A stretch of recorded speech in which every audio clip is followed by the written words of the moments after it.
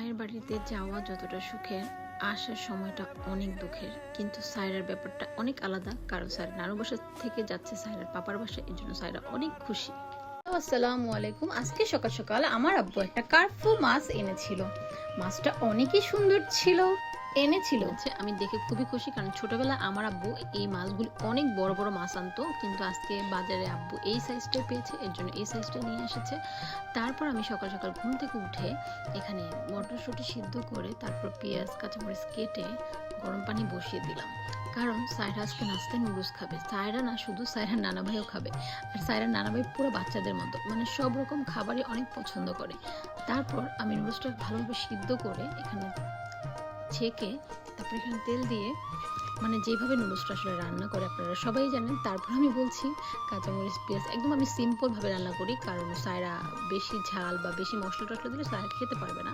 আর মটরশুঁটিটা অনেক ভালো, এর জন্য আমি সায়রাকে দিয়েছি। আর এখানে আমরা কিন্তু দেশি ডিম দিয়েছি, কোনো ফার্মের ডিম না, সায়রার নানুর মুরগির ডিম আর কি। তারপর টমেটো দিয়ে ভালোভাবে নেড়ে চেড়ে এখানে আমি নুডলস দিয়ে দিব। নুডলসটা দিয়ে ভালোভাবে মেখে মশলাটা দিয়ে মেখে দেবো, বাস নুডলস রেডি হয়ে যাবে। আমি একদম সিম্পল ওয়েতে আসলে নুডলসটা রান্না করি। আর সায়রার এটা অনেক পছন্দ, আমি সায়রা নানা ভাইয়ের জন্য নিয়ে নিলাম।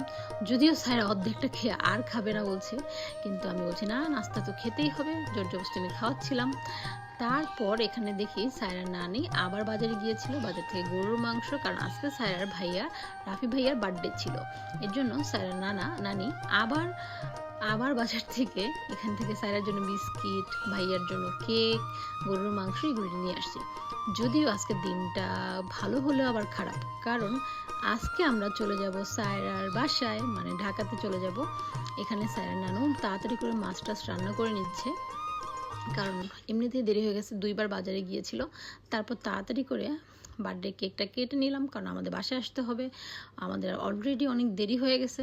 তারপর এখানে সায়রা অনেক খুশি, ফাইনালি সায়রার নানার ভিডিওটা নিতে পারলাম। যদিও সায়রার নানা এগুলি একদমই পছন্দ করে না, কারণ সে হজ করেছে, আর হজ যারা করে তারা এইসব ভিডিও টিডিও ছবি টবি পছন্দ করে না বেশিরভাগ। এখানে কেক কেটে নিল, আর সায়রা কতক্ষণে কেক খাবে আর কি, ওর হচ্ছে চকলেট, কেক তো খায় না বেশিরভাগ। সায়রা চকলেট আর হচ্ছে ক্রিম খেয়ে পেট ভরে নেয়। তারপর আমাদের যাওয়ার সময় হয়ে গেল, আমরা বাসা থেকে বের হয়ে যাব। এদিক দিয়ে সায়রার নানুর মন খারাপ, কারণ সায়রা বাসা থেকে চলে যাচ্ছে।